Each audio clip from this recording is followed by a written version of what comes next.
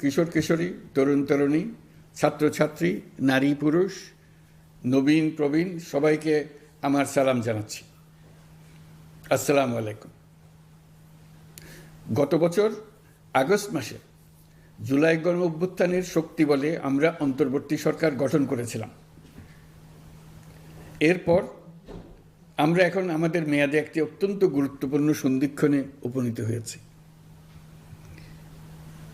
আমাদের সরকারের উপর ন্যস্ত দায়িত্ব ছিল মূলত তিনটি: হত্যাকাণ্ডের বিচার করা, একটি জবাবদিহিমূলক ও কার্যকর গণতান্ত্রিক ব্যবস্থায় উত্তরণের জন্য প্রয়োজনীয় সংস্কারের আয়োজন করা এবং সুষ্ঠু নির্বাচনের মাধ্যমে নির্বাচিত সরকারের কাছে ক্ষমতা হস্তান্তর করা।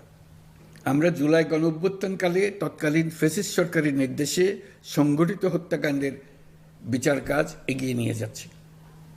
এই বিচারের উদ্দেশ্যে গঠিত আন্তর্জাতিক অপরাধ ট্রাইব্যুনাল তাদের প্রথম রায় শীঘ্রই দিতে যাচ্ছে।